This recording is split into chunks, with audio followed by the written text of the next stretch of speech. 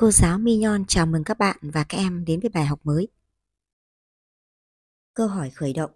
Em hãy chia sẻ lại một hành vi vi phạm quyền bất khả xâm phạm về thân thể hoặc quyền được pháp luật bảo hộ về tính mạng, sức khỏe, danh dự, nhân phẩm của công dân mà em biết. Em có suy nghĩ như thế nào về hành vi đó? Trả lời. Những hành vi dưới đây là những hành vi trái pháp luật như chửi mắng người khác trên mạng xã hội, tung tin đồn sai sự thật gây ảnh hưởng uy tín của người khác, giam giữ người trái phép, đánh đập người khác. Quyền bất khả xâm phạm về thân thể và quyền được pháp luật bảo hộ về tính mạng, sức khỏe, danh dự, nhân phẩm là những quyền con người quan trọng được ghi nhận trong hiến pháp và luật. Các quyền này không thể tách rời đối với mỗi cá nhân. Để hiểu rõ hơn về các quyền này, chúng ta sẽ đi tìm hiểu bài ngày hôm nay. Bài 17. Quyền bất khả xâm phạm về thân thể và quyền được pháp luật bảo hộ về tính mạng, sức khỏe, danh dự, nhân phẩm của công dân. Trong bài này, các em sẽ đi tìm hiểu 3 nội dung. Một là quyền bất khả xâm phạm về thân thể của công dân. Hai là quyền được pháp luật bảo hộ về tính mạng, sức khỏe, danh dự và nhân phẩm của công dân. Và nội dung thứ ba là trách nhiệm của học sinh trong việc thực hiện quyền bất khả xâm phạm về thân thể và quyền được pháp luật bảo hộ về tính mạng, sức khỏe, danh dự, nhân phẩm của công dân. Chúng ta cùng bắt đầu tìm hiểu vào phần 1 nhỏ. Quyền bất khả xâm phạm về thân thể của công dân. A nhỏ, một số quy định cơ bản của pháp luật về quyền bất khả xâm phạm về thân thể của công dân. Các em hãy đọc các thông tin và trường hợp trong sách giáo khoa trang 109 để trả lời câu hỏi. Thông tin 1. Hiến pháp năm 2013, Điều 20. 1. Mọi người có quyền bất khả xâm phạm về thân thể, được pháp luật bảo hộ về sức khỏe, danh dự và nhân phẩm. Không bị tra tấn, bạo lực, truy bức, nhục hình hay bất kỳ hình thức đối xử nào khác xâm phạm thân thể, sức khỏe, xúc phạm danh dự, nhân phẩm. 2. Không ai bị bắt nếu không có quyết định của Tòa án Nhân dân, quyết định hoặc phê chuẩn của Viện Kiểm sát Nhân dân, trừ trường hợp phạm tội quả tang, bắt, giam, giữ người do luật định. 3. Mọi người có quyền hiến mô bộ phận cơ thể người và hiến xác theo quy định của luật.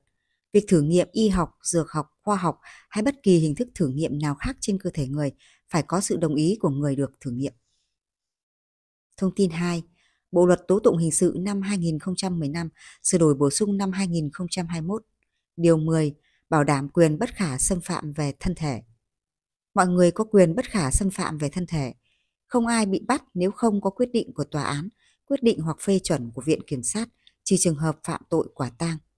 Việc giữ người trong trường hợp khẩn cấp, việc bắt, tạm giữ, tạm giam người phải theo quy định của bộ luật này, nghiêm cấm tra tấn, bức cung, dùng nhục hình hay bất kỳ hình thức đối xử nào khác xâm phạm thân thể, tính mạng, sức khỏe của con người. Thông tin 3. Một số quy định của pháp luật về quyền bất khả xâm phạm về thân thể của công dân. Mọi người có quyền bất khả xâm phạm về thân thể. Không một ai được phép tự tiện bắt, giam, giữ người hay sử dụng bất kỳ một hình thức đối xử nào khác xâm phạm đến thân thể của người khác. Việc thử nghiệm y học, dược học, khoa học hay bất kỳ hình thức thử nghiệm nào khác trên cơ thể người phải có sự đồng ý của người được thử nghiệm. Việc hiến, lấy, ghép mô bộ phận cơ thể người, hiến, lấy xác, khám nghiệm tử thi phải thực hiện theo các quy định của pháp luật. Việc bắt, giam giữ người do luật định, không ai bị bắt nếu không có quyết định của Tòa án Nhân dân, quyết định hoặc phê chuẩn của Viện Kiểm sát Nhân dân, trừ trường hợp phạm tội quả tang. Ý nghĩa của các quy định của pháp luật về quyền bất khả xâm phạm về thân thể của công dân. Đó là các quy định của pháp luật về quyền bất khả xâm phạm về thân thể của công dân là cơ sở pháp lý để ngăn chặn mọi hành vi tùy tiện bắt giữ người, đảm bảo sự an toàn, sự tự do về thân thể của mỗi công dân. Từ đó chúng ta đi đến kết luận, công dân có quyền bất khả xâm phạm về thân thể. Pháp luật Việt Nam bảo đảm sự tự do và an toàn về thân thể cho mỗi công dân, nghiêm cấm các hành vi tự ý xâm phạm đến thân thể của người khác dưới mọi hình thức. Chúng ta tìm hiểu tiếp sang phần B, hậu quả của hành vi vi phạm quyền bất khả xâm phạm về thân thể của công dân. Tiếp tục đọc các thông tin và trường hợp trong sách giáo khoa trang 110 để trả lời câu hỏi. Thông tin 1. Bộ luật hình sự năm 2015 sửa đổi bổ sung năm 2017. Điều 107. tội bắt, giữ hoặc giam người trái pháp luật. 1. Người nào bắt, giữ hoặc giam người trái pháp luật nếu không thuộc trường hợp quy định tại Điều 153 và Điều 377 của Bộ Luật này thì bị phạt cải tạo không giam giữ đến 3 năm hoặc phạt tù từ 6 tháng đến 3 năm. 2. Phạm tội thuộc một trong các trường hợp sau đây thì bị phạt tù từ 2 năm đến 7 năm. A. Có tổ chức. B. Lợi dụng chức vụ quyền hạn. C. Đối với người đang thi hành công vụ. E. Đối với người dưới 18 tuổi, phụ nữ mà biết là có thai, người già yếu hoặc người không có khả năng tự vệ. G. Làm cho người bị bắt, giữ, giam hoặc gia đình họ lâm vào hoàn cảnh kinh tế đặc biệt khó khăn. H. Gây thương tích, gây tổn hại cho sức khỏe hoặc gây rối loạn tâm thần và hành vi của người bị bắt, giữ, giam mà tỷ lệ tổn thương cơ thể từ 31% đến 60%. Thông tin 2. Vừa qua, Cảnh sát hình sự Công an tỉnh Hát đã triệt phá đường dây mua bán người và bắt giữ người trái pháp luật để ép làm nhân viên phục vụ tại các quán karaoke trên địa bàn tỉnh. Cảnh sát hình sự đã bắt giữ 4 đối tượng và giải cứu 7 cô gái trẻ đang bị nhóm người này khống chế, giam giữ trái phép. Việc làm này đã kịp thời ngăn chặn những hành vi vi phạm pháp luật của các đối tượng xấu, góp phần ổn định trật tự an toàn xã hội, đảm bảo quyền tự do cho các nạn nhân và hạn chế tổn thất về tinh thần, sức khỏe, tiền bạc cho họ. Câu hỏi 1.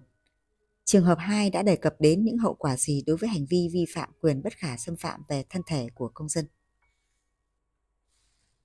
Câu hỏi 2.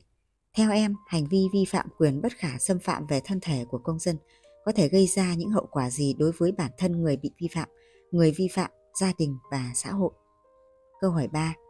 Từ hậu quả của hành vi vi phạm quyền bất khả xâm phạm về thân thể của công dân, em cần làm gì để bảo vệ quyền này của mình?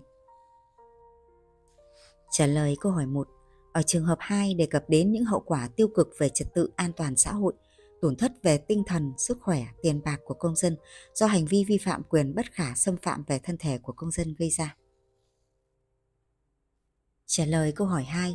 Hành vi vi phạm quyền bất khả xâm phạm về thân thể của công dân gây ra những hậu quả vô cùng nghiêm trọng.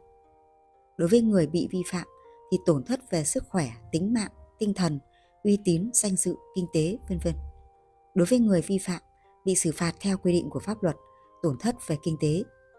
Đối với gia đình, gây tâm lý tiêu cực, ảnh hưởng xấu đến thể diện gia đình, gây thiệt hại về kinh tế. Còn đối với xã hội, gây mất ổn định an ninh chính trị, trật tự an toàn xã hội, sụt giảm uy tín của cán bộ, cơ quan, v.v. Vì vậy, học sinh cần tích cực học tập, tìm hiểu các quy định của pháp luật để nâng cao hiểu biết cho bản thân về quyền bất khả xâm phạm về thân thể của công dân. Có ý thức bảo vệ bản thân, tôn trọng thân thể người khác. Tố cáo những hành vi vi phạm quyền bất khả xâm phạm về thân thể của công dân với các cơ quan chức năng. Từ đó chúng ta rút ra kết luận, hành vi vi phạm quyền bất khả xâm phạm về thân thể của công dân gây tổn hại về sức khỏe, tính mạng, tinh thần, uy tín, danh dự, kinh tế, v.v. Đối với người bị xâm phạm tự do cá nhân, gây mất ổn định an ninh chính trị, trật tự an toàn xã hội, làm sụt giảm uy tín của cán bộ, cơ quan nhà nước. Người thực hiện hành vi vi phạm quyền bất khả xâm phạm về thân thể của công dân sẽ bị xử lý theo quy định của pháp luật, tùy theo tính chất, mức độ vi phạm mà xử lý kỷ luật, xử phạt vi phạm hành chính, truy cứu trách nhiệm hình sự hoặc bồi thường thiệt hại nếu có. Chúng ta tiếp tục tìm hiểu sang phần 2, hai nhỏ, quyền được pháp luật bảo hộ về tính mạng, sức khỏe, danh dự và nhân phẩm của công dân. A nhỏ, một số quy định cơ bản của pháp luật về quyền được pháp luật bảo hộ về tính mạng, sức khỏe, danh dự, nhân phẩm của công dân. Em hãy đọc các thông tin và trường hợp trong sách giáo khoa trang 111 để trả lời câu hỏi. Thông tin 1. Bộ luật dân sự năm 2015. Điều 33. Quyền sống, quyền được bảo đảm an toàn về tính mạng, sức khỏe, thân thể. 1. Cá nhân có quyền sống, quyền bất khả xâm phạm về tính mạng, thân thể, quyền được pháp luật bảo hộ về sức khỏe. 2. Khi phát hiện người bị tai nạn, bệnh tật mà tính mạng bị đe dọa, thì người phát hiện có trách nhiệm hoặc yêu cầu cá nhân, cơ quan, tổ chức khác có điều kiện cần thiết đưa ngay đến cơ sở khám bệnh, chữa bệnh nơi gần nhất. Cơ sở khám bệnh, chữa bệnh có trách nhiệm thực hiện việc khám bệnh, chữa bệnh theo quy định của pháp luật về khám bệnh, chữa bệnh. 3. việc gây mê, mổ, cắt bỏ, cấy ghép mô, bộ phận cơ thể người, thực hiện kỹ thuật, phương pháp khám, chữa bệnh mới trên cơ thể người, thử nghiệm y học, dược học, khoa học hay bất kỳ hình thức thử nghiệm nào khác trên cơ thể người phải được sự đồng ý của người đó và phải được tổ chức có thẩm quyền thực hiện. Điều 34. Quyền được bảo vệ danh dự, nhân phẩm, uy tín. 1. Danh dự, nhân phẩm, uy tín của cá nhân là bất khả xâm phạm và được pháp luật bảo vệ. 2. Cá nhân có quyền yêu cầu tòa án bác bỏ thông tin làm ảnh hưởng xấu đến danh dự, nhân phẩm, uy tín của mình. 3. Thông tin ảnh hưởng xấu đến danh dự, nhân phẩm, uy tín của cá nhân được đăng tải trên phương tiện thông tin đại chúng nào thì phải được gỡ bỏ, cải chính bằng chính phương tiện thông tin đại chúng đó. Nếu thông tin này được cơ quan, tổ chức, cá nhân cất giữ thì phải được hủy bỏ. 5. Cá nhân bị thông tin làm ảnh hưởng xấu đến danh dự, nhân phẩm, uy tín thì ngoài quyền yêu cầu bác bỏ thông tin đó, còn có quyền yêu cầu người đưa ra thông tin xin lỗi, cải chính công khai và bồi thường thiệt hại. Thông tin 2. Bộ luật tố tụng hình sự năm 2015 sửa đổi bổ sung năm 2021. Điều 11. Bảo hộ tính mạng, sức khỏe, danh dự, nhân phẩm, tài sản của cá nhân, danh dự, uy tín, tài sản của pháp nhân. Mọi người có quyền được pháp luật bảo hộ về tính mạng, sức khỏe, danh dự, nhân phẩm, tài sản. Mọi hành vi xâm phạm trái pháp luật, tính mạng, sức khỏe, danh dự, nhân phẩm, tài sản của cá nhân, xâm phạm danh dự, uy tín, tài sản của pháp nhân đều bị xử lý theo pháp luật. Công dân Việt Nam không thể bị trục xuất, giao nộp cho nhà nước khác. 3. Phát hiện M đăng tải nhiều thông tin sai sự thật, vu khống mình lên mạng xã hội. A đã yêu cầu M gỡ bỏ đính chính, nhưng M không đồng ý. A đã làm đơn trình báo sự việc tới cơ quan công an địa phương, đề nghị can thiệp để bảo vệ quyền của công dân. 4. Trong khi tuần tra, các chiến sĩ công an quận K đã phát hiện một đối tượng có biểu hiện sử dụng chất kích thích, đang cầm hung khí đe dọa, tấn công người dân đi đường, nên đã can thiệp khống chế, bắt giữ để đảm bảo an toàn cho mọi người, ngăn chặn những hậu quả đáng tiếc xảy ra. Câu hỏi 1. Trong trường hợp 3 và 4, các chủ thể đã thực hiện đúng hay vi phạm quyền được pháp luật bảo hộ về tính mạng, sức khỏe, danh dự, nhân phẩm của công dân? Vì sao? Câu hỏi 2. Em hãy nêu một số quy định của pháp luật về quyền được pháp luật bảo hộ về tính mạng, sức khỏe, danh dự, nhân phẩm của công dân. Theo em, các quy định đó có ý nghĩa như thế nào? Trả lời câu hỏi 1. Ở trường hợp 3, M đã vi phạm, còn A đã thực hiện đúng quyền được pháp luật bảo hộ về tính mạng, sức khỏe, danh dự, nhân phẩm của công dân. Lý do là hành vi đăng tải thông tin sai sự thật, vu khống A lên mạng xã hội của M là trái quy định của pháp luật và sẽ khiến người khác hiểu nhầm, gây ảnh hưởng tiêu cực đối với A. A có quyền yêu cầu M gỡ bỏ và trình báo cơ quan chức năng để được hỗ trợ bảo vệ quyền và lợi ích hợp pháp của mình. Ở trường hợp 4, các chiến sĩ công an quận K đã thực hiện đúng quyền được pháp luật bảo hộ về tính mạng, sức khỏe, danh dự, nhân phẩm của công dân. Lý do là việc can thiệp, khống chế, bắt giữ đối tượng có biểu hiện sử dụng chất kích thích, đang cầm hung khí đe dọa, tấn công người dân đi đường đã ngăn chặn những hành vi trái pháp luật của đối tượng này, bảo vệ sự an toàn cho những người dân xung quanh. Trả lời câu hỏi 2. Pháp luật Việt Nam quy định mọi công dân Việt Nam đều được pháp luật bảo hộ về tính mạng, sức khỏe, danh dự và nhân phẩm.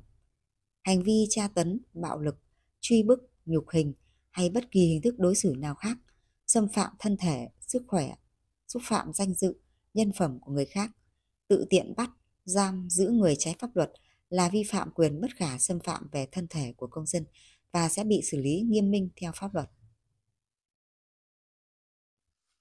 Các quy định của pháp luật về quyền được pháp luật bảo hộ về tính mạng, sức khỏe, danh dự, nhân phẩm của công dân đã xác định địa vị pháp lý của công dân trong mối quan hệ với nhà nước và xã hội, thể hiện trách nhiệm bảo hộ của nhà nước đối với mỗi công dân, là cơ sở pháp lý để ngăn chặn những hành vi xâm phạm trái phép đến sức khỏe, tính mạng, danh dự, nhân phẩm của công dân, đảm bảo cho công dân có điều kiện an toàn để tồn tại và phát triển. Từ đó chúng ta đi đến kết luận, công dân được pháp luật bảo hộ về tính mạng, sức khỏe, danh dự, nhân phẩm. Các hành vi xâm phạm trái phép tới tính mạng, sức khỏe, danh dự, nhân phẩm của công dân bị nghiêm cấm và xử lý theo quy định của pháp luật. Chúng ta tìm hiểu tiếp sang phần B, Hậu quả của hành vi vi phạm quyền được pháp luật bảo hộ về tính mạng, sức khỏe, danh dự, nhân phẩm của công dân. Các em đọc các thông tin và trường hợp trong sách giáo khoa trang 112, 113 để trả lời câu hỏi. Thông tin 1. Bộ luật hình sự năm 2015, sửa đổi bổ sung năm 2017. Điều 156, tội vu khống. 1. Người nào thực hiện một trong các hành vi sau đây thì bị phạt tiền từ 10 triệu đồng đến 50 triệu đồng, phạt cải tạo không giam giữ đến 2 năm hoặc phạt tù từ 3 tháng đến 1 năm. A. Bịa đặt hoặc loan truyền những điều biết rõ là sai sự thật nhằm xúc phạm nghiêm trọng nhân phẩm, danh dự hoặc gây thiệt hại đến quyền lợi ích hợp pháp của người khác. B. Bịa đặt người khác phạm tội và tố cáo họ trước cơ quan có thẩm quyền. 2. Phạm tội thuộc một trong các trường hợp sau đây thì bị phạt tù từ 1 năm đến 3 năm. B. Lợi dụng chức vụ quyền hạn. D. Đối với ông, bà, cha mẹ, người dạy dỗ, nuôi dưỡng, chăm sóc, giáo dục, chữa bệnh cho mình. E. Sử dụng mạng máy tính hoặc mạng viễn thông, phương tiện điện tử để phạm tội. H. Vu khống người khác phạm tội rất nghiêm trọng và đặc biệt nghiêm trọng. Thông tin 2. Nhận được tin báo từ quần chúng nhân dân, Công an xã B đã kịp thời can thiệp và ngăn chặn một vụ đánh nhau để giải quyết mâu thuẫn của hai nhóm thanh niên trên địa bàn. Nhờ đó hạn chế được những tổn thất về sức khỏe, tính mạng, tài sản cho những người liên quan. Thông tin 3. Từ trước đến nay, O luôn cho rằng hành vi bạo lực học đường chỉ gây nên những tổn thương về sức khỏe trên thân thể người bị bạo lực. Tuy nhiên, sau khi xem phóng sự về tình trạng bạo lực học đường hiện nay, O nhận ra rằng những hành vi đó còn có thể khiến các nạn nhân bị khủng hoảng tâm lý, tuyệt vọng và có những hành vi tiêu cực, ảnh hưởng xấu đến tính mạng, tương lai. O tự nhủ bản thân sẽ không thực hiện những hành vi gây tổn thương cho bạn bè, đồng thời sẽ chủ động tham gia vào các hoạt động tuyên truyền, phổ biến để giúp mọi người hiểu hơn về bạo lực học đường và có ý thức phòng tránh, không vi phạm pháp luật. Câu hỏi 1. Em hãy cho biết các thông tin trường hợp trên đề cập đến những hậu quả gì của hành vi vi phạm quyền được pháp luật bảo hộ về tính mạng, sức khỏe, danh dự, nhân phẩm của công dân. Câu hỏi 2. Ngoài những hậu quả đã đề cập đến ở trên, hành vi vi phạm quyền bất khả xâm phạm về thân thể của công dân còn có thể gây ra những hậu quả nào khác? Giải thích và nêu ví dụ minh họa. Câu hỏi 3. Em hãy chia sẻ về một trường hợp vi phạm quyền được pháp luật bảo hộ về tính mạng, sức khỏe, danh dự, nhân phẩm của công dân mà em biết. Qua trường hợp đó, em đã rút ra bài học gì cho bản thân? Trả lời câu hỏi 1. Ở thông tin 1 đề cập đến hậu quả pháp lý của các hành vi vi phạm quyền bất khả xâm phạm về thân thể của công dân và hậu quả gây xúc phạm nhân phẩm, danh dự hoặc gây thiệt hại đến quyền lợi hợp pháp của người khác. Ở trường hợp 2 đề cập đến hậu quả tổn thất về sức khỏe, tính mạng, tài sản của công dân do hành vi vi phạm quyền bất khả xâm phạm về thân thể của công dân gây ra. Ở trường hợp 3 đề cập đến hậu quả gây nên những tổn thương về sức khỏe, tổn thương về tâm lý, ảnh hưởng xấu đến tính mạng, tương lai do hành vi vi phạm quyền bất khả xâm phạm về thân thể của công dân gây ra. Trả lời câu hỏi 2, một số hậu quả tiêu cực khác như ảnh hưởng đến kinh tế, học tập, công việc, uy tín của công dân, gây mất ổn định an ninh chính trị, trật tự an toàn xã hội, ảnh hưởng đến đạo đức, lối sống, gây tổn hại đến uy tín của cơ quan nhà nước, ảnh hưởng xấu đến tôn nghiêm của pháp luật.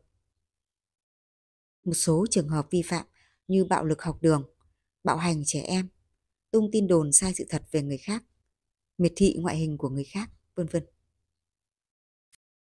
Từ đó chúng ta đi đến kết luận, hành vi vi phạm quyền được pháp luật bảo hộ về tính mạng, sức khỏe, danh dự, nhân phẩm của công dân gây nên những hậu quả tiêu cực như gây tổn hại về sức khỏe, như thương tích, tàn tật, sảy thai, vân vân. Hậu quả về tính mạng, tâm lý, gây lo lắng, sợ hãi, rối loạn tâm thần. Gây thiệt hại về kinh tế, hậu quả tiêu cực ảnh hưởng đến học tập, công việc, danh dự, uy tín của công dân, gây mất ổn định an ninh chính trị, trật tự an toàn xã hội, ảnh hưởng đến đạo đức lối sống, gây tổn hại đến uy tín của cơ quan nhà nước, ảnh hưởng xấu đến tính tôn nghiêm của pháp luật. Vậy trách nhiệm của học sinh trong việc thực hiện quyền này như thế nào? Chúng ta tìm hiểu tiếp sang phần 3 nhỏ. 3 là trách nhiệm của học sinh trong việc thực hiện quyền bất khả xâm phạm về thân thể và quyền được pháp luật bảo hộ về tính mạng, sức khỏe, danh dự, nhân phẩm của công dân. Quan sát các bức tranh trong sách giáo khoa trang 114 và trả lời câu hỏi. Câu hỏi 1. Các học sinh trong bức tranh trên đã làm gì để thực hiện quyền bất khả xâm phạm về thân thể và quyền được pháp luật bảo hộ về tính mạng, sức khỏe, danh dự, nhân phẩm của công dân? Câu hỏi 2. Theo em, học sinh có trách nhiệm như thế nào trong việc thực hiện quyền bất khả xâm phạm về thân thể và quyền được pháp luật bảo hộ về tính mạng, sức khỏe, danh dự, nhân phẩm của công dân? Hãy kể những việc em đã làm để thực hiện tốt các quyền này. Trả lời. Ở bức tranh 1, bạn nữ đã gọi điện báo cơ quan công an khi phát hiện hành vi đánh người, xâm phạm tính mạng, sức khỏe của công dân. Ở bức tranh 2, bạn nam đã từ chối không đi theo hai người đàn ông lạ tự xưng là công an để phối hợp điều tra vụ án nào đó vì hai người này không có thẻ công an và không có quyết định triệu tập của cơ quan công an. Ở bức tranh 3, bạn nam đã đến cơ quan công an nộp đơn trình báo sự việc có người liên tục đăng thông tin bôi nhọ, xúc phạm mình lên mạng xã hội, đề nghị cơ quan công an can thiệp để bảo vệ quyền lợi cho bản thân. Ở bức tranh 4, các bạn học sinh đang tổ chức hoạt động tuyên truyền phòng chống xâm hại trẻ em nhằm mục đích nâng cao kiến thức cho mọi người trong việc bảo vệ tính mạng, sức khỏe của bản thân, đặc biệt là trẻ em. Trả lời câu hỏi 2, trách nhiệm của học sinh là tìm hiểu, tuân thủ các quy định của pháp luật về quyền bất khả xâm phạm về thân thể và quyền được pháp luật bảo hộ về tính mạng, sức khỏe, danh dự, nhân phẩm của công dân. Đấu tranh, phê phán, tố cáo những hành vi vi phạm pháp luật. Tích cực tham gia các hoạt động tuyên truyền, phổ biến kiến thức pháp luật về quyền bất khả xâm phạm về thân thể và quyền được pháp luật bảo hộ về tính mạng, sức khỏe, danh dự, nhân phẩm của công dân đến những người xung quanh. Từ đó chúng ta rút ra kết luận, học sinh cần tích cực chủ động tìm hiểu các quy định của pháp luật về quyền bất khả xâm phạm về thân thể và quyền được pháp luật bảo hộ về tính mạng, sức khỏe, danh dự, nhân phẩm của công dân. Có ý thức tôn trọng thân thể, tính mạng, sức khỏe, danh dự, nhân phẩm của mình và của người khác. Tuân thủ các quy định của hiến pháp và pháp luật về quyền bất khả xâm phạm về thân thể và quyền được pháp luật bảo hộ về tính mạng, sức khỏe, danh dự, nhân phẩm của công dân. Đấu tranh, phê phán, tố cáo những hành vi vi phạm quyền bất khả xâm phạm về thân thể và quyền được pháp luật bảo hộ về tính mạng, sức khỏe, danh dự, nhân phẩm của công dân. Tích cực tham gia các hoạt động tuyên truyền, phổ biến kiến thức pháp luật về quyền bất khả xâm phạm về thân thể và quyền được pháp luật bảo hộ về tính mạng, sức khỏe, danh dự, nhân phẩm của công dân đến những người xung quanh.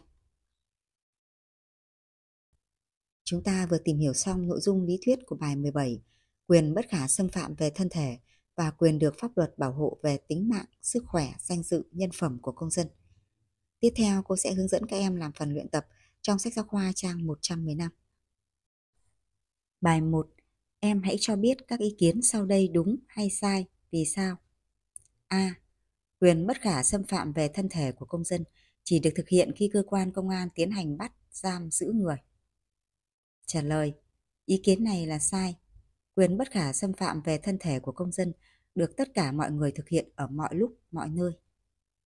B. Chỉ có công dân Việt Nam mới được nhà nước bảo đảm quyền bất khả xâm phạm về thân thể và quyền được pháp luật bảo hộ về tính mạng, sức khỏe, danh dự, nhân phẩm. Trả lời. Ý kiến này là sai. Công dân các quốc gia khác đang sinh sống và làm việc trên lãnh thổ Việt Nam cũng được nhà nước Việt Nam đảm bảo quyền bất khả xâm phạm về thân thể và quyền được pháp luật bảo hộ về tính mạng, sức khỏe, danh dự, nhân phẩm. C. Thực hiện tốt quyền bất khả xâm phạm về thân thể và quyền được pháp luật bảo hộ về tính mạng, sức khỏe, danh dự, nhân phẩm của công dân, góp phần duy trì an ninh trật tự xã hội. Ý kiến này là đúng. Vì thực hiện tốt quyền này sẽ ngăn chặn các hành vi xâm phạm trái phép về thân thể, tính mạng, nhân phẩm của công dân, đảm bảo tính tôn nghiêm của pháp luật, duy trì an ninh xã hội. D. Thực hiện quyền được pháp luật bảo hộ về tính mạng, sức khỏe, danh dự, nhân phẩm của công dân là trách nhiệm riêng của các cơ quan trong bộ máy nhà nước. Ý kiến này là sai, vì đây là trách nhiệm chung của tất cả mọi người, mọi cơ quan, tổ chức. Bài 2. Em hãy đọc các tình huống sau và trả lời câu hỏi. Tình huống A. M là học sinh trường Trung học phổ thông dân tộc nội trú của tỉnh. Vào dịp Tết, M trở về bản thăm gia đình thì bị anh P cùng một số người thân chặn đường, bắt về nhà làm vợ. M kiên quyết phản đối nhưng vẫn bị anh P và người thân giữ lại, không cho trở về nhà.